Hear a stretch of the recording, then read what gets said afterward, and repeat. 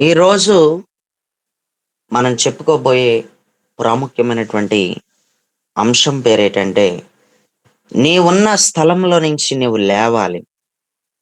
నీవున్న ప్రాంతాన్ని విడిచిపెట్టాలి అనేటువంటి అంశాన్ని కొన్ని నిమిషాలు మనం ధ్యానం చేద్దాం. నీవున్న స్థలంలో నుంచి నీవు పైకి లేవాలి.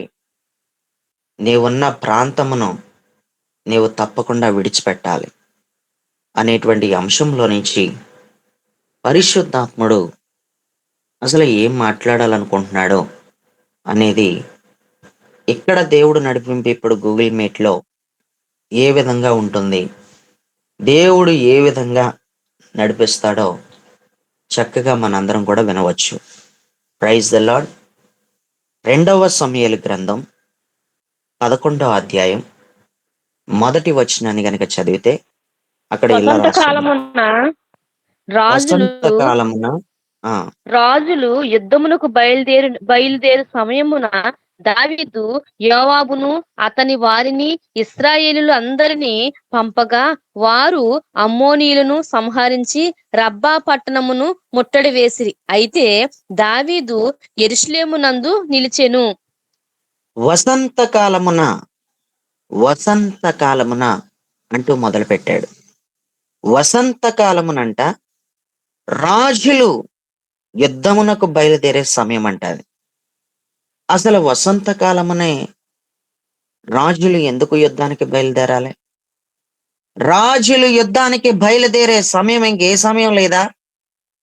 అంటే వసంత కాలంలో వచ్చే సమయంలోనేనా రాజులందరూ కూడా యుద్ధానికి బయలుదేరేది అని అడిగితే, ప్రియులరా, వసంత కాలం వచ్చినప్పుడు మాత్రమే రాజులకి యుద్ధం చేసే పనుంటుంది.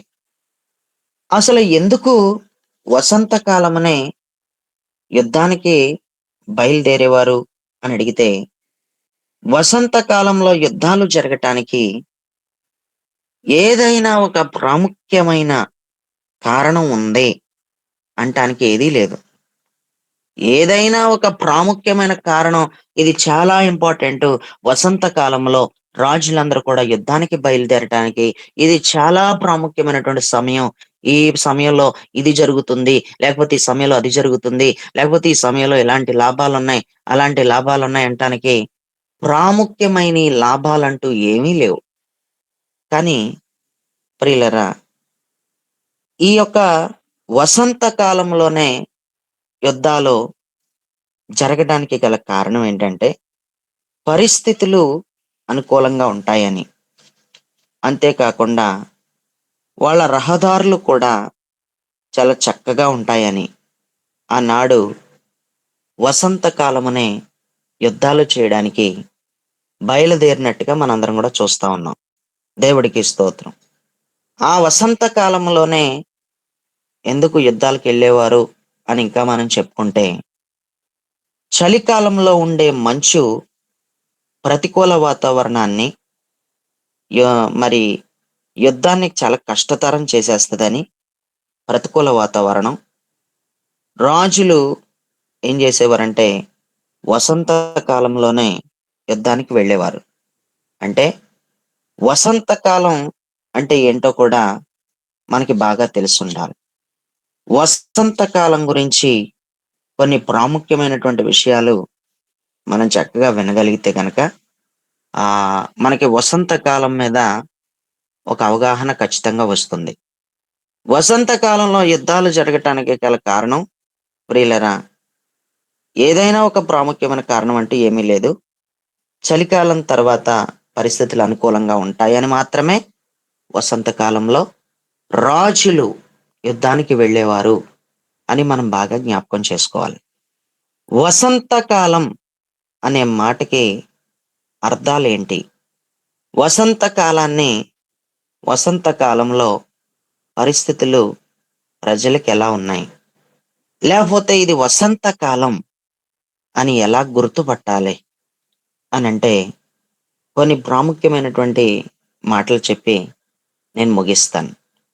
వసంత కాలం అంటే ఆహ్లాదకరముగా ఉండే వాతావరణం అని అర్థం. వసంతకాలం అంటేనే ఆహ్లాదకరంగా ఉండే వాతావరణం అని చెప్పొచ్చు. ఆహ్లాదకరంగా, చాలా అందంగా ఉండేటువంటి ఆ వాతావరణాన్ని వసంతకాలం అని అంటారు. ప్రియులరా, అంతేకాకుండా చెట్లు చిగురించే కాలాన్ని, పువ్వులు పూసే కాలాన్ని వసంతకాలం అని అంటారు. అంతేకాకుండా శీతాకాలం తర్వాత వేసవి కాలానికి ముందు వచ్చే కాలమును వసంతకాలం అని అంటారు. అంతేకాకుండా ఉగాది పండుగతో ప్రారంభమయ్యే కాలమును వసంతకాలం అని అంటారు. అంతేకాకుండా సంవత్సరంలో వచ్చే అత్యుత్తమ కాలాన్ని వసంతకాలం అని అంటారు. సంవత్సరంలో వచ్చే అత్యుత్తమ కాలాన్ని వసంతకాలం అని అంటారు. కవిత్వాలు రాసే కవులకు ఇష్టమైన సీజన్ వసంతకాలం. ఇది వారికి ఆనందాల సీజన్ అని కవిత్వాలు రాసే కవులకు వసంతకాలాన్ని ఆనందాల సీజన్ అని అంటారు. అంతేకాకుండా మార్చి, ఏప్రిల్, మే నెలలను వసంతకాలంగా పరిగణిస్తారు. మార్చి, ఏప్రిల్, మే నెలలను వసంతకాలముగా పరిగణిస్తారు. వాతావరణ శాస్త్రం ప్రకారం వసంతకాలం ప్రతి సంవత్సరం మార్చి 1న ప్రారంభమై మే 31న ముగించబడుతుంది. దేవుడికి స్తోత్రం. ఇంకా చెప్పుకుంటూ వెళ్తే వసంతకాలమును లాటిన్ భాషలో వర్నాల్ అని కూడా అంటారు. వర్నాల్ అని అంటారు. అంతేకాకుండా జపాన్‌లో ఉన్నటువంటి వాళ్ళండి, ఒక జాతీయ పుష్పం ఏదైనా వికసించినప్పుడు, ప్రకాశించినప్పుడు, పువ్వులు పూసినప్పుడు, పూత వేసినప్పుడు, వాళ్ళు జాతీయ పుష్పం చిగురించినప్పుడు దాన్ని మనం చూడగలిగితే చెర్రీ బ్లోసమ్ అని అంటారు. ఈ చెర్రీ బ్లోసమ్ అనేటువంటి ఆళ్ళ వృక్షం, వాళ్ళ చెట్టు ఎప్పుడైతే పూత పూసి చిగురిస్తా ఉంటదో, వాళ్ళేం నమ్ముతారంటే వసంతకాలం ఇది అని వాళ్ళు నమ్ముతారు. అంతేకాకుండా ప్రియులరా, వసంతకాలంలో మనం గమనించగలిగితే పగటి సమయం పెరుగుతుంది, రాత్రి సమయం తగ్గుతుంది అని మనం బాగా గుర్తుపెట్టుకోవాలి. వసంతకాలం మీద ఈ పాయింట్స్ అన్నీ కూడా మీరు చక్కగా నోట్ చేసుకున్నారని నేను అనుకుంటున్నాను. కానీ ఫాస్ట్‌గా చెప్పేసానేమోనని మీరు తొందరపడొచ్చు, లేకపోతే కంగారు పడొచ్చు, ఫాస్ట్‌గా చెప్పుకుంటూ వెళ్ళిపోయారని. ప్రియులారా, దేవుడి చిత్తమైతే ఈ వర్తమానాన్ని యూట్యూబ్‌లో అప్‌లోడ్ చేస్తాను. ఎందుకంటే దీనిని రికార్డ్ చేస్తున్నాను కాబట్టి, మీరు తర్వాత ఇది నేను చెప్పేటువంటి మాటలు జాగ్రత్తగా మరలా వింటూ, వింటూ మీరు మరలా నోట్స్‌లో రాసుకోవచ్చు. Praise the lord. ఈ సమయంలో మనకి వసంతకాలం మీద మరి 2 ప్రాముఖ్యమైన విషయాలు నేర్చుకున్నాం. ఒకటి, వసంతకాలం అంటే ఏమిటి అనే దాని మీద కొన్ని పాయింట్లు నేర్చుకున్నాం. వసంతకాలమనే రాజులు ఎందుకు యుద్ధానికి బయలుదేరేవారు అనేటువంటి మాట మీద కూడా మనందరం కూడా కొన్ని విషయాలు నేర్చుకోవడం జరిగింది. ప్రియులారా, మనందరి జీవితంలో వసంతకాలం ఎప్పుడైతే ప్రారంభించబడుతుందో, ఆత్మ సంబంధమైన వసంతకాలం, అది శారీరకమైన వసంతకాలమే కానీ, దావీదు సమయంలో వచ్చినటువంటి కాలం వసంతకాలమే కానీ, అది శారీరక వసంతకాలమే కానీ, మన ఆత్మీయ జీవితానికి ఆత్మ సంబంధమైన వసంతకాలం ఎప్పుడైతే వస్తుందో, వసంతకాలం మన జీవితంలో ఎప్పుడైతే ప్రాప్తిస్తుందో, వసంతకాలం ఎవరి జీవితంలో ఆరంభమవుతుందో వాళ్ళకి యుద్ధం చేసే పనుంటుంది అని బాగా గుర్తుపెట్టుకోవాలి. ఎవరి జీవితంలో అయితే వసంతకాలం రావాలి, నా జీవితంలో నాకొక వసంతకాలం కావాలి అని ఎవరైతే కోరుకుంటారో వాళ్ళందరికీ తప్పకుండా యుద్ధం కూడా ఉంటుంది అని తప్పకుండా జ్ఞాపకం చేసుకోవాలి. ప్రియులరా, మనందరి జీవితంలో వసంతకాలం అంటే చిగిరించే నీ జీవితానికి సూచన. నా జీవితం చిగిరించాలి, నా బ్రతుకు చిగిరించాలి, ఎక్కడికి వెళ్ళినా నేను చిగురు వేసుకుంటానే రావాలి. ఏ ఎవరు చూసినా సరే, ఏ పరిస్థితుల్లో చూసినా సరే, నా యందు పువ్వులే కనపడాలి. నేను వికసించాలి, నేను ప్రకాశించాలి. ఒక వేప చెట్టుని చూస్తే ఆ వేప పువ్వంతా కూడా, చెట్టంతా ఎలాగైతే తెల్ల తెల్లగా ఆ పువ్వు కనిపిస్తా ఉంటదో ఎటు చూసినా, మనందరి జీవితంలో ఎటు చూసినా ఆత్మీయత చిగురిస్తున్నట్టు, ఆత్మీయమైన క్రియలే, ఆత్మీయమైన వాతావరణమే, ఆత్మీయమైన స్వభావమే, అది ఏ పరిస్థితి వచ్చినా సరే నీ పైనుంచి అది కొట్టొచ్చినట్టుగా కనపడాలి. ఆత్మీయమైన స్వభావమే కనపడాలి. అలాంటి పువ్వులతో నువ్వు ప్రకాశించాలి అని నీకు ఏమైనా కోరుకుంటున్నావా? నువ్వు ఆత్మీయతలో నీకొక వసంతకాలం రావాలి అని నువ్వు కోరుకుంటున్నావా?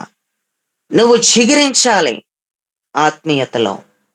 చిగురించినటువంటి నేను చాలా వృద్ధి చెందాలి అని నువ్వు కోరుకుంటున్నావా?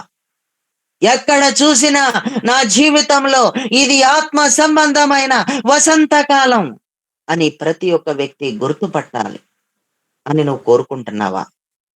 ఏ అవయవంలో చూసినా సరే వసంతకాలమే కనపడాలి. నా జీవితం చిగురిస్తుంది అని, అది చిగురించబోతుంది అని నిజంగా ప్రతి ఒక్కరికి కూడా అది కనపడాలి. ఒక వేప చెట్టు పువ్వు ఎలా అయితే వేప చెట్టుని చూసినప్పుడు ఆ పువ్వులతో అది చెట్టు ఎలాగైతే వికసిస్తుందో, ప్రకాశిస్తుందో, పైకి కనపడుతుందో, నేను కూడా చిగురిస్తున్నట్టు, నా ఆత్మీయత చిగురిస్తున్నట్టు ప్రతి వ్యక్తికి కూడా కనపడాలి. ప్రతి ఒక్క వ్యక్తికి కనబడే విధంగా నిజంగా నాలో దేవుడి స్వభావం పెరుగుతుంది, నాలో దేవుడు మనస్సు డెవలప్ అవుతుంది అని ప్రతి ఒక్కరు కూడా గుర్తుపట్టాలి. అందరికీ కూడా ఇలా చూస్తే ఇట్టే కనిపెట్టేయాలి, వేళ్లలో దేవుడు మనస్సు ఉంది అని. ఎవరు చూసినా సరే ఇలా చూస్తే ఇట్టే కనిపెట్టేయాలి, వీళ్ళు ఆత్మీయతలో ప్రకాశించేస్తున్నారు, వీళ్ళకి ఇది వసంతకాలం, ఇది వీళ్ళకి వసంతకాలం, వీళ్ళ చిగురించే సమయం ఇది, వీళ్ళ పూత పూసే సమయం ఇది, వీళ్ళ ఫలించే సమయం ఇది అని ప్రతి ఒక్కరికి కూడా ఫలిస్తున్నట్టు ఉండాలి. ప్రతి ఒక్కరికి కూడా వీళ్ళు ఇంకా ఎదుగుతుంటూనే ఉంటున్నారు, వీళ్ళు ఇంకా చూస్తా ఉంటుండగానే వీళ్ళ ఆత్మీయత డెవలప్ అయిపోతుంది అని ప్రతి ఒక్క వ్యక్తి చూస్తుంటుండగానే కనపడిపోతూ ఉండాలి. అలాంటి ప్రియులరా, అలాంటి వసంతకాలం మనందరి జీవితంలో మనకి కావాలి. ఈ రోజు నాకు ఒక ఆత్మ సంబంధమైన వసంతకాలం నాకు కావాలి. ఇంకా నీ జీవితానికి వసంతకాలమే రాలేదా? అసలు వసంతకాలం వచ్చిందా? నువ్వు చిగురిస్తున్నావా? నువ్వు ఆత్మీయతలో రోజు రోజుకి డెవలప్ అవుతున్నావా? రోజు రోజుకి నువ్వు విస్తరిస్తున్నావా? నువ్వు విస్తరించకపోతే, నువ్వు ఫలించకపోతే, నువ్వు పచ్చగా లేకపోతే నీ జీవితానికి ఇంకా వసంతకాలం రాలేదు అని నువ్వు బాగా జ్ఞాపకం చేసుకోవాలి. నా జీవితానికి ఇంకా చెట్లు చిగురించే వసంతకాలం ఎలా అయితే వస్తుందో అలాంటి వసంతకాలం నా జీవితానికి ఇంకా రాలేదు. ఆత్మీయతలో నేను ఎదగటానికి సంబంధించిన వసంతకాలం ఇంకా నా జీవితానికి రాలేదు.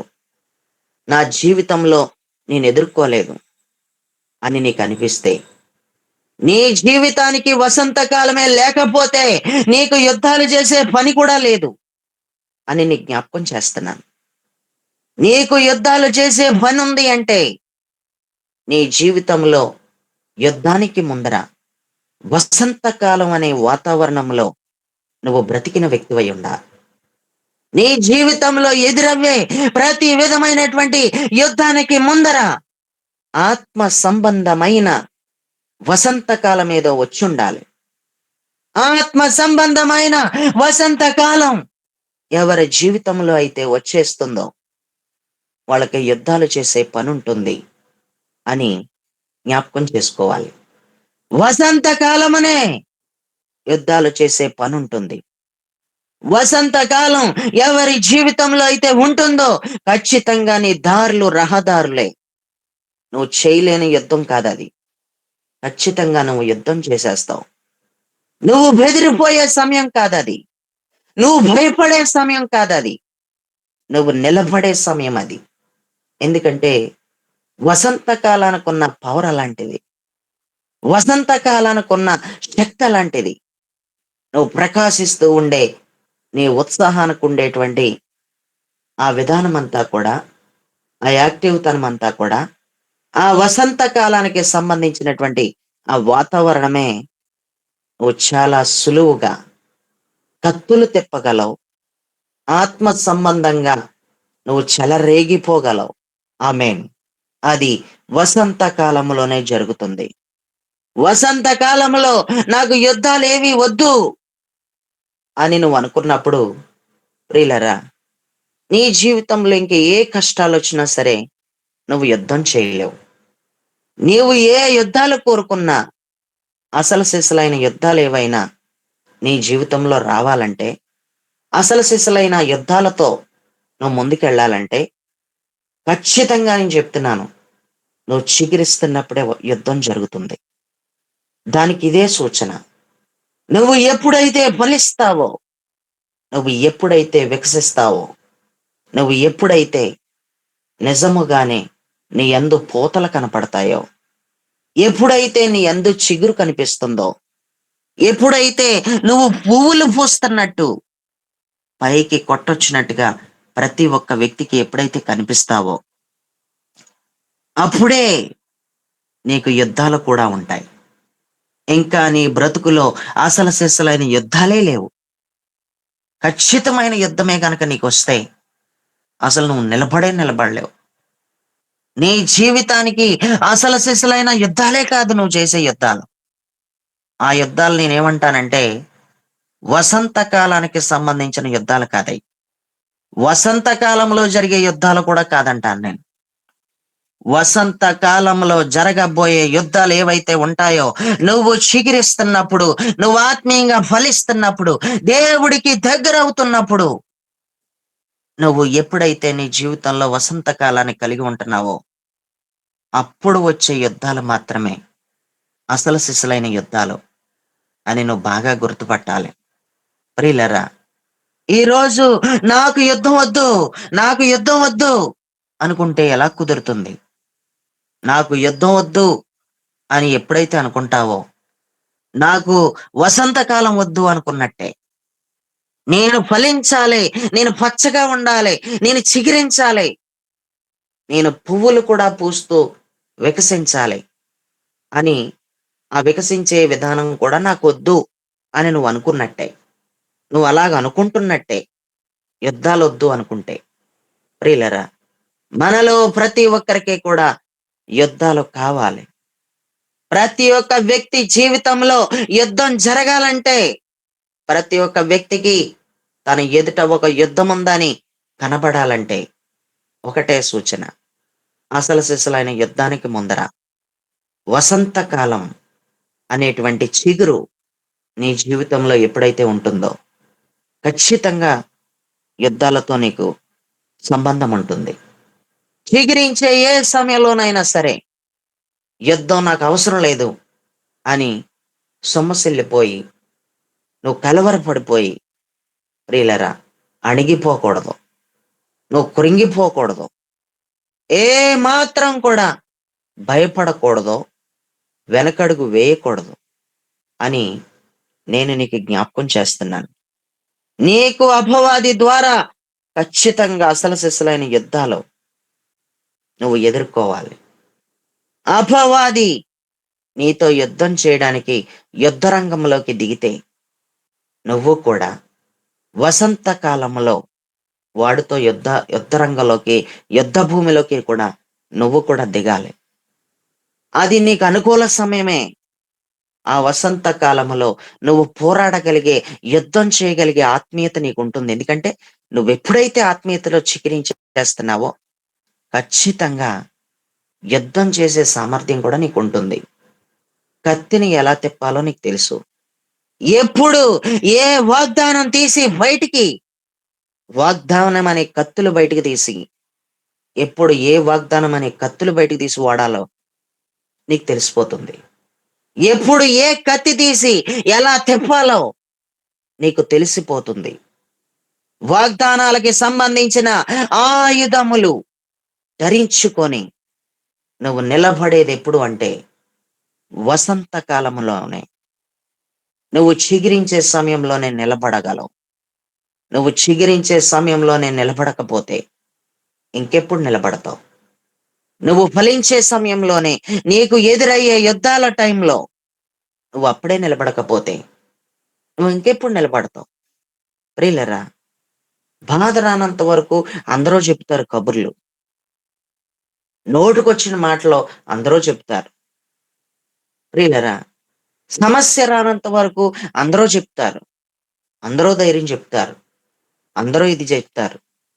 అందరూ చాలా ఇది చేస్తారు. సరైన సమస్య వచ్చినప్పుడు సరిగ్గా నువ్వు నిలబడగలవా? సరైన సమస్య వచ్చినప్పుడు సరిగ్గా నువ్వు యుద్ధం చేయగలవా? నేను చెప్తున్నాను. నువ్వు ఎప్పుడు చేస్తావో చెప్పనా? నువ్వు సరైన సమయంలో సరిగ్గా యుద్ధం చేసే సమయం ఇదే. వసంత కాలంలోనే చేస్తావు. ఎందుకో చెప్పనా? నువ్వు ఆత్మీయమైన స్వభావం నీలో చిగురిస్తుంది కాబట్టి. చిగురు అనేది ఉంది కాబట్టి. ఈ చిగురుతో నువ్వు చాలా సులువుగా యుద్ధం చేసేస్తావు. ఈ చిగురు ఎవరిలో అయితే ఉంటుందో వాళ్ళ కొన్నిసార్లు మౌనముతోనే యుద్ధం చేసేస్తారు. మౌనం చాలా ప్రాముఖ్యమైంది. నువ్వు ఎప్పుడైతే మౌనంగా ఉంటావో అస్సలు సిసలైన యుద్ధం చేసేసినట్టే. అంతే. నువ్వు ఎప్పుడైతే చేతులు ముడుచుకున్నట్టు ఉంటావో, అలాగేమీ తెలియనట్టు ఉంటావు, అలా కూర్చుంటావు. నీ మౌనం, నువ్వు మౌనంగా ఉంటావు చెప్పాలి. నువ్వు మౌనంగా ఉంటున్నావంటే ఇది వసంతకాలమే అది. కొన్నిసార్లు నువ్వు మౌనంగా ఉండట్లేదంటే నీ జీవితానికి ఇంకా సరైన వసంతకాలం రాలేదు. నువ్వు చాలా మౌనంగా ఉండాలి. కొన్నిసార్లు నీ నోరు చాలా అదుపులో పెట్టేసుకోవాలి. నువ్వు చాలా మౌనంగా ఉంటే చాలా సులువుగా యుద్ధం జరిగిపోద్ది. ప్రియులరా, మనలో ప్రతి ఒక్కరం ఏమనుకుంటామంటే నోరు పారేసుకోకపోతే పని అవదు, ఇప్పుడు మాటలు వదిలేయకపోతే పని అవదు అని అనుకుంటూ నోరు లెగుతుంది ఏంటని చెప్పేసి నీ నోరు కూడా గట్టిగా లెగిసినంత మాత్రాన పరిష్కారం అయిపోద్ది అనుకుంటాం. గొడవ పెద్దదవడం తప్ప, సమస్య పెద్దదవడం తప్ప ఏమీ లేదు. ఆ యుద్ధం ఎలా చెయ్యాలి, ఆ కత్తిని ఎలా తిప్పాలో నీకు తెలిసుండాలి. ఆ కత్తిని ఎలా తిప్పాలో నీకు తెలిసుండాలి. ఆ టైంలో ఆయన స్వభావాన్ని ఎలా బయటికి తెచ్చుకొని నువ్వు నిలబడాలో నీకు తెలిసుండాలి. చిగిరించే సమయం, చిగిరించే సమయం కాబట్టి ఖచ్చితంగా నిన్ను పరిశుద్ధాత్ముడు ఆ సమయంలో నిన్ను నడిపిస్తాడు. నీవు చిగిరించే సమయం కాబట్టి పరిశుద్ధాత్ముడు ఆ సమయంలో నిన్ను నిజంగా బలపరుస్తాడు. ఆయన నిజంగా నిన్ను నిలబెడతాడు. ఎందుకంటే నీది వసంతకాలం కాబట్టి. నీ జీవితంలో నీదొక ఆత్మ సంబంధమైన వసంతకాలం. ఆత్మ సంబంధమైన వసంతకాలం, వసంతకాలానికి సంబంధించిన వాతావరణమే నీవు యుద్ధం చేసేటప్పుడు కూడా కనిపిస్తా ఉంది. దేవుడికి స్తోత్రం. ప్రియులరా, నీవు చిగిరించే సమయంలో నీవేం చెయ్యాలంటే నీవు లేవాలి. నీవు చిగిరించే సమయంలో తప్పకుండా నీవు లేవాలి అని దేవుడు కోరుకున్నాడు. నువ్వు యుద్ధం చేసేటప్పుడు నీ స్థలంలో నుంచి నువ్వు లేవాలి. నీ ప్రాంతమును విడిచిపెట్టాలి. చెట్లు చిగిరించే సమయంలో తానున్న స్థలంలోంచి దావీదు లేవడం లేదు. తానుంటున్నటువంటి ప్రాంతాన్ని తాను విడిచిపెట్టడం లేదు. తానుంటున్నటువంటి ఆ ప్లేస్‌ని తాను విడిచిపెట్టకపోవడం మనం చూస్తాం. చిగిరించే సమయంలో నువ్వెందుకు లేవట్లేదు? నీ చిగురింపుని డెవలప్ అవ్వకుండా ఎందుకు ఆపేసుకుంటున్నావు? ఎందుకు నీ చిగురు అభివృద్ధి చెందకుండా ఎందుకు ఆపేసుకుంటున్నావు? ఏదొచ్చి ఆపేసింది? ఏ సమస్యొచ్చి ఆపేసింది? ఏ శోధనొచ్చి ఆపేసింది? శోధనలు రానప్పుడు అందరూ బానే వెళ్ళిపోతారు. శోధన నాకన్నా శోధనొచ్చినప్పుడు ప్రియులారా, నిలబడే వాళ్ళు ఎంతమందో అనేది తేలిపోద్ది. నువ్వు ఎందుకు డెవలప్ అవ్వట్లేదు? నీ చిగురు డెవలప్ అవ్వకపోవడానికి ఏ శోధనొచ్చిందేటి నీకు? నీకే కష్టం వచ్చేసిందేటి? నీకే బాధొచ్చేసిందేటి? ఆ వచ్చిన ఆ చిగురును కూడా పోగొట్టేసుకుంటున్నావు. కొంచెం కొంచెంగా చిగురిస్తున్న నువ్వే ఎందుకు అలాగైపోతున్నావు? పూర్తిగా చిగిరించని, పువ్వులు పూయని, వికసించని, నీలో అంతా కూడా దేవుడి స్వభావమే ఉన్నంత విధానాన్ని చూస్తున్న ప్రతి ఒక్కరికి పైకి తేలిపోని ఆ స్వభావం, పైకి తేలిపోని ఆ దేవుడి మనస్సు. దేవుడికి స్తోత్రం. అలాగున నీ చిగురు ఫలించేలా చూసుకో. నీ చిగురు విస్తరించేలా చూసుకో. నీ ఆత్మీయత, నీ ప్రార్థనా జీవితం, నీ భక్తి జీవితం ఎదిగేలాగే చూసుకో. అణిగిపోయేలా చూసుకోవద్దు. అది ఎదిగేలాగే చూసుకో. అలా చూసుకున్న ప్రతిసారి ప్రియులరా, నీ జీవితంలో అద్భుతమైనటువంటి కార్యాలు నువ్వు తప్పకుండా చూస్తావు. ఆత్మ సంబంధమైన వసంతకాలం నా జీవితంలో నాకు రావాలి అని నువ్వు కోరుకో. నా ఆశీర్వాదం క్రమక్రమంగా చిగురించాలి. దేవుడు ఆశీర్వదిస్తే ఎన్నటెన్నటికి నీ ఆశీర్వాదమే. కానీ ఆయన ఆశీర్వాదానికి ఏమాత్రం ఆయన ఆశీర్వాదం బ్రేక్ అయిపోయేది కాదు. ఆయన ఆశీర్వాదం ఎల్లప్పుడూ నా పైన ఉండాలి. ఎల్లప్పుడూ దేవుడి ఆశీర్వాదం నా ఇంట్లో ఉండాలి. ఏ పనిలోనైనా సరే దేవుడి ఆశీర్వాదం కనిపించాలి. అలాగా ఆశీర్వాదం చిగురించాలి. ఆశీర్వాదంలో ఒక చిగురు ఎప్పుడూ కనపడాలి అని కోరుకోవాలి. నీ ఆశీర్వాదం చిగురించాలి. నీ ఆత్మీయత చిగురించాలి. నీ ప్రార్థనా జీవితం చిగురించాలి. నీలో ఉన్న దేవుని బలం చిగురించాలి. నీపై ఉన్న దేవుని మహిమ చిగురించాలి. నీలో ఉన్న దేవుని ప్రభావం చిగురించాలి. నీలో ఉన్న దేవుని యొక్క అభిషేకం ఖచ్చితంగా చిగురించాలి. నీలో ఉన్న దేవుని అభిషేకం అది అభివృద్ధి చెందాలి. అలాంటి వసంతకాలం మనందరి జీవితంలో మనకి కావాలి. ఏ సమస్య వచ్చినా సరే అభిషేక బలం కోల్పోవద్దు. అభిషేకంలో డెవలప్ అవ్వబోతున్న నీవు, చిగిరించబోతున్న నువ్వు అణిగిపోవద్దు, చల్లారిపోవద్దు, చెలరేగిపోవాలి. శోధన వచ్చినప్పుడు ఇంకా ఆత్మీయతలో చెలరేగిపోవాలి. మరింతగా బలాన్ని తెచ్చుకోవాలి. సరైన యుద్ధాలు సరిగ్గా నీ జీవితంలోకి ఇంకా రావడం లేదంటే నేను చెప్తున్నాను, నీ జీవితానికి ఇంకా వసంతకాలం రాలేదు అని తేలిపోయింది ఈరోజే. ఈరోజే తేలిపోయింది. నీ జీవితానికి అసలు సిసలైన వసంతకాలం రాలేదు. నువ్వింకా చిగిరించే విధానం ఏది నీలో కనబడట్లేదు. ఈ చిగురించే విధానం కనబడకపోవడం నీ జీవితానికి వసంతకాలం రాకపోవడమే. ఈ వసంతకాలం రాకపోవడాన్ని బట్టి ఇంక నీ జీవితంలో అసలు సిసలైన యుద్ధాలు కూడా రావు అని కూడా తేలిపోద్దక్కడ. దేవుడికి స్తోత్రం. ప్రియులరా, ఒకసారి నువ్వు బాగా ఆలోచిస్తే దేవుని యొక్క జ్ఞానం నీలో చిగురించాలి. అన్ని విధాలుగా కూడా ఆత్మ సంబంధమైన పరిధిలో, ఆత్మీయతలో ఉన్న ప్రాముఖ్యమైనటువంటి, శ్రేష్టమైనటువంటి గుణలక్షణాలు ఏవైతే ప్రభువులో ఉన్నాయో అవన్నీ కూడా మనలో ప్రకాశించే విధానం, చిగురించే విధానం, అంతకంతకు కూడా పువ్వులు పూసే విధానం, ఫలించే విధానం ఎప్పటికప్పుడు మనలో ఉండాలని దేవుడు కోరుకున్నాడు. దేవుడికి స్తోత్రం. యుద్ధాలు మొదలైనందుకు వసంతకాలం ఎప్పుడూ రాదు. వసంతకాలం ఎవరి జీవితంలో స్టార్ట్ అవుతుందో వాళ్ళకే సరైన యుద్ధాలు చేసే పని కూడా ఉంటుంది. బాగా గుర్తుపెట్టుకోండి, మరలా చెప్తున్నాను. ఇది ప్రాముఖ్యమైన పాయింట్. ఇది చాలా ప్రాముఖ్యమైన పాయింట్. యుద్ధాలు వచ్చినందుకు వసంతకాలం రాలేదు నీకు. వసంతకాలం నీ జీవితానికి వచ్చినందుకే నీకు యుద్ధాల పని ఉంది. గుర్తుపెట్టుకో. నీకు యుద్ధాలు వచ్చినందుకు నువ్వు చిగురిస్తాం కాదు. నువ్వు చిగురిస్తున్నప్పుడు మాత్రమే నీకు యుద్ధాల పని ఉంటుంది. అప్పుడే నీకు యుద్ధాలు వచ్చినాయి. అప్పుడే నీకు యుద్ధాలు వస్తాయి అని బాగా గుర్తుపెట్టుకోవాలి. ప్రియులరా, నీవు చిగురించే యుద్ధ సమయంలో ఎవడు యుద్ధం చేయడు. నీ యుద్ధం నీకే. నీ విశ్వాసం నీదే. నీ ప్రార్థనా జీవితం నీదే. నీ భక్తి జీవితం నీదే. ఎవడో కూడా యుద్ధం చేయడు. ఎవడి యుద్ధం వాడే చేసుకోవాలి.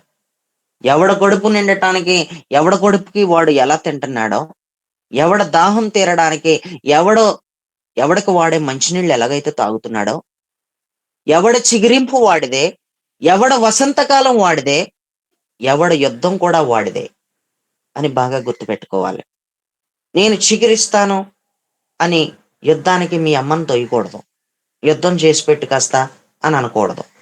నీకేమో చిగిరింపు కావాలా, నీ కొడుకు యుద్ధం చేయాలా, నీ తల్లి యుద్ధం చేయాలా, నీకేమో చిగిరింపు కావాలా, ఆ నీ పక్షంగానేమో ఎవరో యుద్ధం చేయాలా. ఎవరు యుద్ధం చేస్తారో నీ ఉన్న స్థలంలో నుంచి నీవే లేవాలి. యుద్ధం చేయడానికి వసంతకాలం ఇది. తప్పకుండా వసంతకాలమున నీవున్న స్థలంలోంచి లేవాలి. లేవలేని అనుకోకూడదు.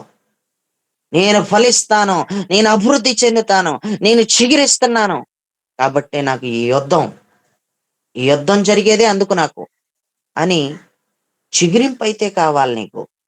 కానీ యుద్ధం మాత్రం వద్దు. నీ ఉద్యోగంలో నీకు చిగురింపు కావాలి. నీ జాబ్లో నువ్వు డెవలప్ అయిపోవాలి. నీ పెరిగే శాలరీలో అంతకంతకు అది చిగురేసుకుంటానే వెళ్ళిపోవాలి. అన్ని చిగురులు కావాలి. అన్ని రకాల యాంగిల్స్ లో నీకు చిగురు కావాలి.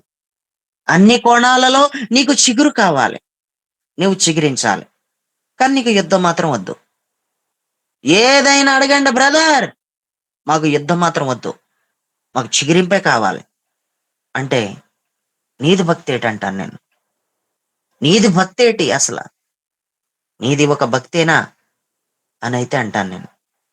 ప్రియులరా, వద్దు. చిగురిస్తున్న సమయంలో వచ్చే యుద్ధం కూడా చేయలేంది కాదు. అది చిగురు ఉంది కాబట్టి చేస్తావు. ఆ చిగురు దేవుడి యొక్క స్వభావానికి సంబంధించింది. ఆ చిగురు దేవుడు సన్నిధి నీతో రావడానికి సంబంధించింది. ఆ వసంతకాలం దేవుడు నీ పైన సంచారం చేస్తున్న వసంతకాలం అది. ఆయన సన్నిధి నీతో కూడా వచ్చే వసంతకాలం అది. దేవుడికి స్తోత్రం. నీ పక్షంగా నువ్వే కనపడతావు గాని అదృశ్యంగా ఆయనే నిలబడిన పక్షంగా యుద్ధం చేసే వసంతకాలం అది. ఆ వసంతకాలం నా జీవితానికి రావాలి. నా జీవితంలో ఆత్మ సంబంధమైన అసలు సిసలైన వసంతకాలం నా జీవితానికి రావాలి, కావాలి అని కోరుకొని నేనున్న స్థలంలోంచి నేను లేస్తాను. నేనున్న స్థలంలోంచి నేను లేచి నా ప్రాంతాన్ని విడిచిపెట్టేస్తాను. నా ప్రాంతాన్ని విడిచిపెడితేనే గాని యుద్ధ భూమిలో నేను అడుగు పెట్టలేనంటే. నేనున్న స్థలములో నుంచి నేను లేవకపోతే గనక నేను యుద్ధ భూమిలో అడుగు పెట్టలేనట్టే అని నువ్వు అనుకోవలెను. దేవుడికి స్తోత్రం. ప్రియులరా, పరిశుద్ధ గ్రంథంలో మనం చూస్తే దావీదు మాత్రం వసంత కాలంలో యుద్ధానికి వెళ్ళవలసినోడు. తానున్న స్థలం నుంచి లేవట్లేదు. తాను ఉంటున్న ప్రాంతాన్ని విడిచిపెట్టలేదు. కానీ యోవాబును మాత్రం పంపుతున్నాడు. యోవాబు అనేటువంటి వ్యక్తి మనకి కనిపిస్తా ఉన్నాడు. ఈ యోవాబు గురించి కూడా మనం చూస్తే ఆయన ఒక సైన్యాధిపతి అని మనం చెప్పుకోవచ్చు. ప్రియులరా, యోవాబుని కొందరిని ఇజ్రాయేలీల్ని యుద్ధానికి పంపుతున్నాడు తప్ప తాను మాత్రం యుద్ధానికి వెళ్ళట్లేదు. యుద్ధానికి అందరినీ పంపుతున్నాడు, కానీ తను మాత్రం యుద్ధానికి వెళ్ళట్లేదు. ప్రియులారా, ఇదంతా కూడా ఒక మాటలో చెప్పాలంటే చేతగానితనం. ఇదంతా కూడా ఏంటది? చేతగానితనం. ఎవరినో పంపడం ఏంటి? ఎవరినో పంపడం ఏంటి? నువ్వు ఎవరిని పంపుతామనుకుంటున్నావు? ఎవరో నీ పక్షంగా, నీ చిగిరింపు పక్షంగా, నీ వసంత కాలానికి పక్షంగా ఎవడో యుద్ధం చేయడం ఏంటి? నువ్వు చేసుకోలేవా? ఎవరినెవరినో పంపుతున్నావు, కానీ మెయిన్ ఉండవలసిన వ్యక్తివి నువ్వే. కానీ అక్కడ నువ్వు ఉండట్లేదు అంటే చిగురించే సమయంలో అణిగిపోతున్నావు, లేవట్లేదు అక్కడి నుంచి. ఫలిస్తున్నావు అనేసరికి ఏదో గొడవ, ఫలిస్తున్నావు అనేసరికి ఏదో శోధన, ఫలిస్తున్నావు అనేసరికి ఏదో ఒక అప్పుల బాధ, ఏదో ఒక మానసిక బాధ. లేవలేకపోతున్నావు, అక్కడే అణిచేస్తున్నాయి. నువ్వు ఎప్పుడైతే చిగురిస్తున్నావో నీవున్న స్థలంలోంచి లేవలేకపోతున్నావు పైకి. అప్పుల బాధల్లోంచి లేవలేకపోతున్నావు. ప్రతి సమస్య పక్కన పెట్టి పైకి లేచి నీకెదురయ్యే శోధనతో యుద్ధం చెయ్యి. రా, ముందుకొచ్చి లే, బలాన్ని ధరించుకుని పైకి లే, నిలబడు. నిలబడి ఆత్మ సంబంధమైన బలంతో, అభిషేక సామర్థ్యంతో నువ్వు నిలబడి చూపించు. తప్పకుండా దేవుడు నీ జీవితంలో కార్యం చేయడానికి ఇష్టపడుతున్నాడు.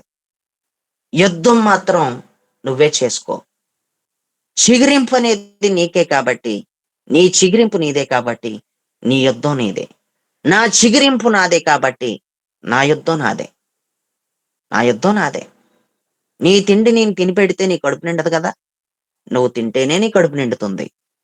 అదే విధంగా యుద్ధం నువ్వు చేసుకుంటేనే దానికి ఒక క్రమం అంటారు, దాన్ని ఒక పద్ధతి అంటారు. నీ యుద్ధం నువ్వు చేసుకుంటేనే అది నీకు ఘనత. నీ యుద్ధం నువ్వు చేసుకుంటేనే దానికి ఒక జీతం దేవుడి దగ్గర నుంచి నీకు ఖచ్చితంగా ఉంటుంది. దేవుడికి స్తోత్రం. యోవాబును పంపుతున్నాడు, ఇశ్రాయేలీయులను పంపుతున్నాడు, తన వారిని అందరినీ కూడా పంపుతున్నాడు. కానీ దావీదు మాత్రం లేవట్లేదు. దావీదు మాత్రం వెళ్ళడం లేదు. ప్రియులరా, ఎవరితో యుద్ధం చెయ్యాలి అనంటే బైబిల్ చెప్తుంది. మనం చదువుకున్నటువంటి 2 సమూయేలు 11:1 బైబిల్ చెప్తుంది, అమోనీయులతోనే చెయ్యాలి. యుద్ధం కూడా ఎవరితో చేయాలంట? ఎవరితో పడితే వాళ్ళతో చేస్తానంటే పని అవదు. అమోనీయులతోనే యుద్ధం చెయ్యాలి. ఈ అమోనీయులు ఎవరు అనంటే లోతు చిన్న కూతురు సంతానం. లోతు చిన్న కూతురు సంతానాన్ని మరి అమోనీయులు అని అంటారు. లోతు పెద్ద కూతురు సంతానాన్ని మోయాబీయులు అని అంటారు. మోయాబీయులు అంటే లోకానుసారులు అని అర్థం. అమోనీయులు అంటే శరీరానుసారులు అని అర్థం. ఇప్పుడు మనలో ప్రతి ఒక్కరం కూడా ప్రియులరా, లోకంలో నుంచి ప్రభువులోకి వచ్చాం. లోకంలో బ్రతుకుతూ, లోకంలోనే ఉంటూ, లోక ఆచారాల ప్రకారం వెళ్ళిన మనం ఇప్పుడు లోపలికి వచ్చిన తర్వాత శరీరానుసారులు అవ్వకుండా చూసుకోవాలి. అందుకే అమోనీయులతో యుద్ధం అన్నాడు కానీ మోయాబీయులతో యుద్ధం అనలేదు. అమోనీయులతోనే యుద్ధం అని ఎందుకన్నాడంటే లోపడకు వచ్చిన ఏ వ్యక్తికైనా, చిగిరించే ఏ వ్యక్తికైనా మరి అమోనీయులతోనే యుద్ధం ఉంటది. చాలా జాగ్రత్తగా వినాలి. మీరు చిగిరించే సమయంలో అమోనీయులతోనే మీకు యుద్ధం ఉంటది. అమోనీయులు అంటే శరీరానుసారులు, లేకపోతే శరీరానుసారమైన క్రియలు అని మనం అర్థం. నువ్వు లోకానుసారురాలు కాదు. నువ్వు లోకానుసారుడు కాదు. నీ జీవితంలో ఎంతో కొంత వసంత కాలానికి సంబంధించిన వాతావరణం నీ యందు కనిపిస్తుంది. ఎంతో కొంత కనిపిస్తుంది నీ యందు. వసంత కాలానికి సంబంధించిన వాతావరణం కనిపిస్తుంది కాబట్టి నీవు లోకానుసారాలు కాదు. నువ్వు లోకానుసారమైన విధానంలోంచి నువ్వు లోపలికొచ్చావు. ఆత్మానుసారురాలుగా ఉండవలసినటువంటి మనం ప్రియులరా శరీరానుసారులుగా మారిపోకుండానే శరీర క్రియలతో యుద్ధం చేయడమే అమోనీయులతో యుద్ధం చేయడం. అమోనీయులతో యుద్ధం నీకు ఎప్పుడు ఉంటుందంటే వసంత కాలంలోనే ఉంటుంది. ప్రియులరా లోకానుసారులు వేరు, శరీరానుసారులు వేరు. ఈ విషయాన్ని ఇంతవరకు నువ్వు ఎప్పుడు వినుండకపోవచ్చు. కానీ నేనంటాను ఏదో ఒక కొత్త విషయాన్ని పట్టుకునే వెళ్తావు. నేనంటాను ఏదో ఒక క్రొత్త విషయాన్ని తప్పకుండా వింటావు. ఏంటనేది తేల్చి చెప్పేస్తాను. ఆహా! ఇది లోకమా? ఇది శరీరానుసారమైన క్రియలా? అని తేల్చి చెప్పేస్తాను ఇప్పుడే. మీకు ఈ రెండిట్లకి తేడా చూపించేస్తాను. Praise the lord. ప్రియులరా లోకానుసారమైనటువంటి క్రియలు, లోకానుసారమైన క్రియలతో యుద్ధం కాదిక్కడ. శరీరానుసారమైన క్రియలతో యుద్ధం అంటున్నాడు. అమోనీయులతో యుద్ధమే శరీరానుసారమైన క్రియలతో మన యుద్ధం. ప్రియులరా ఇప్పుడు చిగిరించే సమయంలో ఏ వ్యక్తికైనా ఎదురొచ్చే శోధన ఏంటంటే లోకానుసారమైన శోధనలు కాదు. లోకంలో ఉన్నవాడు ఎప్పుడు కూడా నా ఇంటికి వచ్చి దినం భోజనాలు తింటావా తినవా, లేకపోతే అయి చేస్తావా చేయవా, ఈ చేస్తావా చేయవా అని ఎవడో నిన్ను ఇబ్బంది పెట్టే శోధనలు నీకు ఉండవు. ఎందుకంటే నువ్వు లోపలికి వచ్చేసావు ఆల్రెడీ. నువ్వు లోకంలోంచి లోపలికి వచ్చేసావు కాబట్టి, నువ్వు ఆత్మీయమైన పరిధిలో అడుగు పెట్టేసావు కాబట్టి ఇప్పుడు నీకు శరీరానుసారమైన శోధనలే ఎక్కువ ఉంటాయి. నీ శరీరంలో నుంచి శరీరానుసారమైన శోధనలు, శరీరానుసారమైన క్రియలు ఏదో ఒక రకమైన నీ ఆత్మీయతను పాడు చేయడానికి, పరలోకం పోగొట్టుకోవడానికి చిన్న అసూయ చాలు. ఈ అసూయ శరీర కార్యం కాదా? ఈ అసూయ ఒక అమోనీయుడు కాదా? ఈ అసూయ ఒక అమోనీయుడు కాదా? కలహం అనేది ఒక అమోనీయుడు కాదా? అమోనీయులతో యుద్ధం చేయాలంటున్నాడు. మోయాబీయులతో కాదు, అమోనీయులతో యుద్ధం చేయాలి. ప్రియులరా వీళ్ళు ఎందుకు శరీరానుసారమైన క్రియలకి పోల్చి చెప్పబడింది? ఎందుకు మోయాబీయులు లోకానుసారమైన వ్యక్తులని ఎందుకు చెప్పబడింది అని అంటే ఒకసారి బాగా ఆలోచన చేస్తే కనుక వీళ్ళు పుట్టవలసినటువంటి విధంగా, పుట్టవలసినటువంటి క్రమంలో పుట్టిన జనాంగం కాదు కాబట్టి తండ్రికి ద్రాక్షారసం పట్టించి పెద్ద కూతురు గర్భవతి అయింది తండ్రి ద్వారా. చిన్న కూతురు కూడా మరుసటి రోజు ఏం చేసిందంటే ద్రాక్షారసం పట్టించి లోతుకి ఆయనతో కలిసి తండ్రితోనే పాపం చేసింది. తండ్రితోనే గర్భవతి అయింది తండ్రి ద్వారా. లోతుకి ఏమి తెలిసి ఉండలేదు. తెలియకుండానే అంతా జరిగిపోయింది ఆ సమయంలో. ఏ మత్తులో ఉన్నా ఏదో ఒక పొరపాట్లు జరిగిపోతుంటాయి. అందుకే ఏ మత్తులోనూ ఉండకూడదు. మత్తులో ఉన్నాడో పొరపాటు జరిగిపోయింది.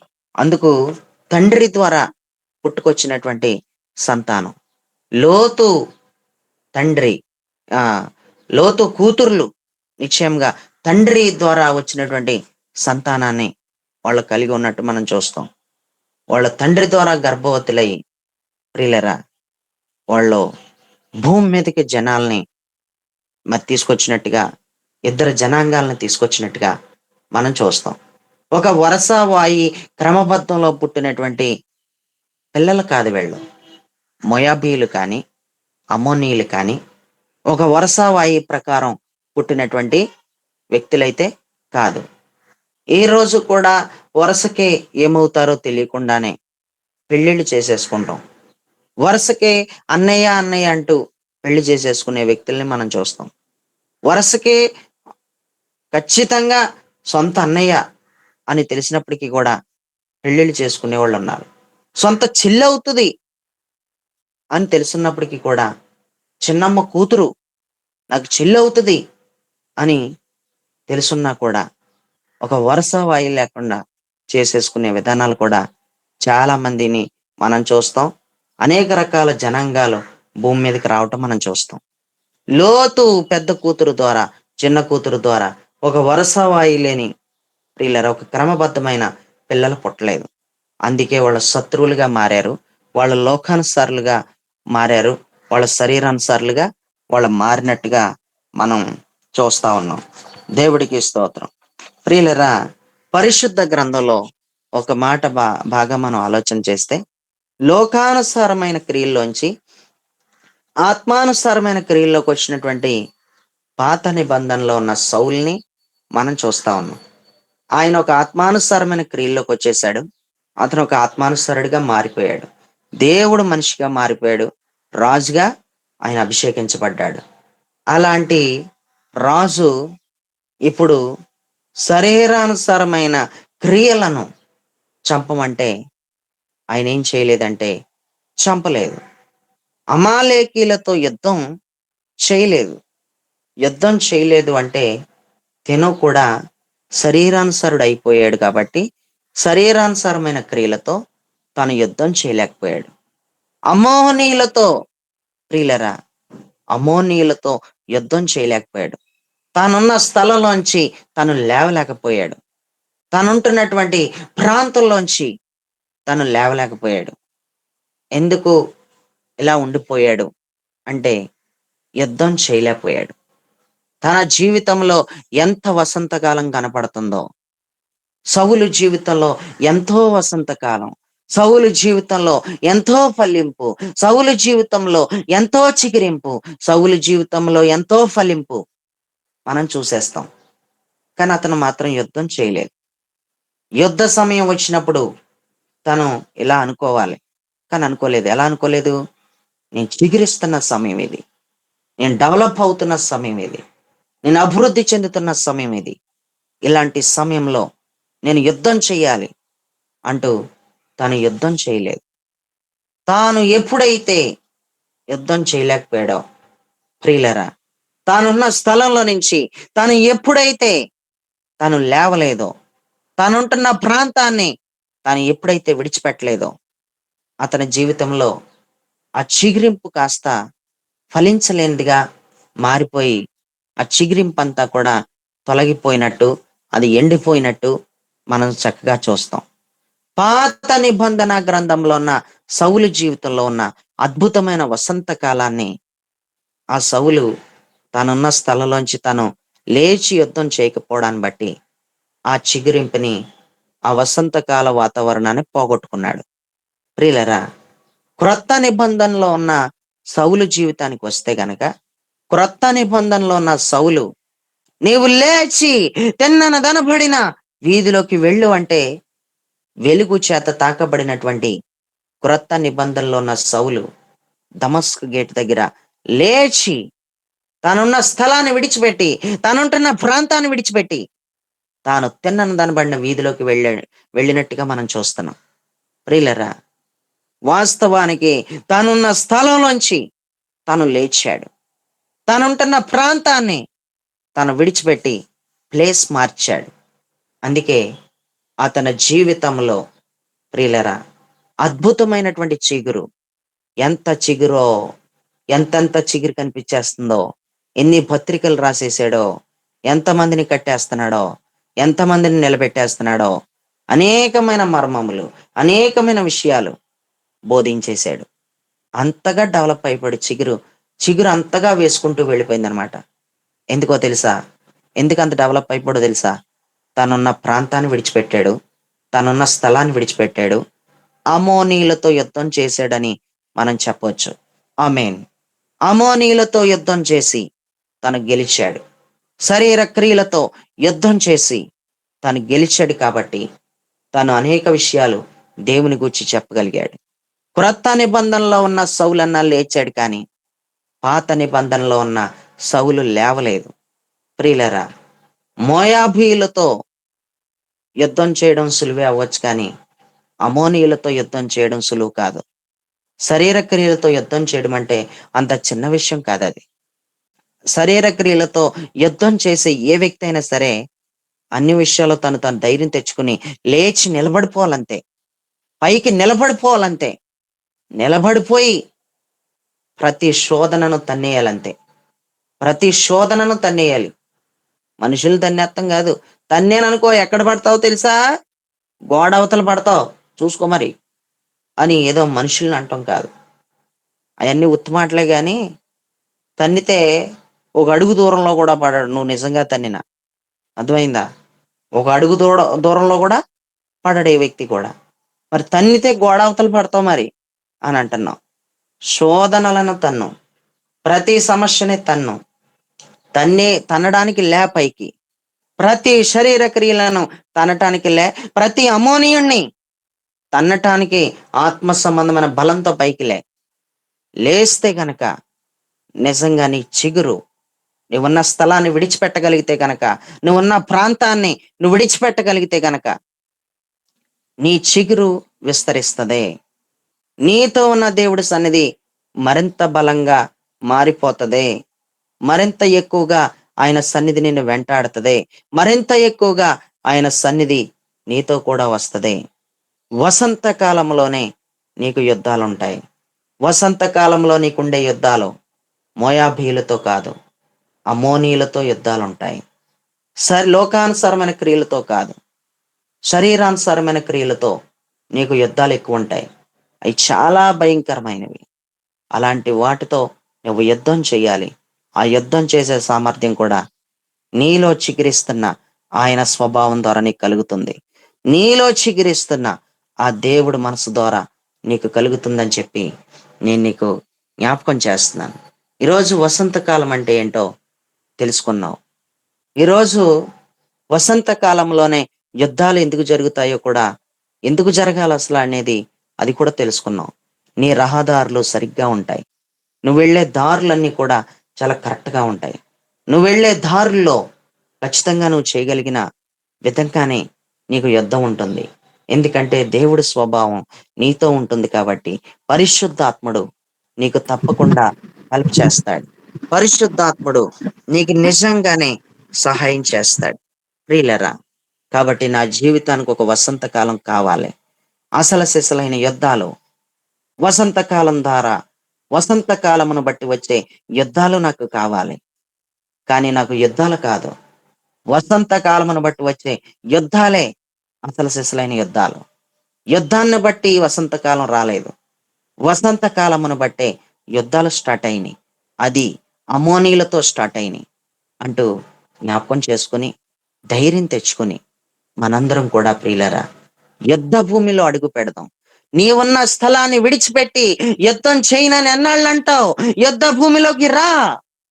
యుద్ధ భూమిలోకి వచ్చి నిలబడు. ప్రతి శోధనతో యుద్ధం చేయి. నిలబడిపోతే గనక అద్భుతమైనటువంటి కార్యాలు నువ్వు నిజంగానే చూస్తావు. ఈరోజు చిన్న ప్రార్థన చేసుకో. నాకు అసలు సిసలైన యుద్ధాలే లేవు నా జీవితానికి. వసంత కాలమును ఆధారం చేసుకుని వచ్చే యుద్ధాలు నాకు కావాలి. వసంత కాలమును ఆధారం చేసుకోకుండా వచ్చే యుద్ధాలు నాకు అవసరం లేదు. అది చేసినా ఒకటే, చెయ్యపోయినా ఒకటే. కానీ వసంత కాలమును బట్టి అనగా నేను చిగురిస్తున్న సమయమును బట్టి, సందర్భమును బట్టి, నేను చిగురిస్తున్నటువంటి వాతావరణమును బట్టి వచ్చే యుద్ధం నాకు కావాలి. అప్పుడే నా చేయి తిరుగుతుంది. అప్పుడే నా కాలు తిరుగుతుంది. నేను విన్న ప్రతి వాక్యాలు నిజముగా ఒక కత్తులులాగా బయటికి తీసి, ఆయుధాలులాగా బయటికి తీసి నేను యుద్ధం చేసేయగలుగుతాను. నాకు అలాంటి వాతావరణం దయచేయి.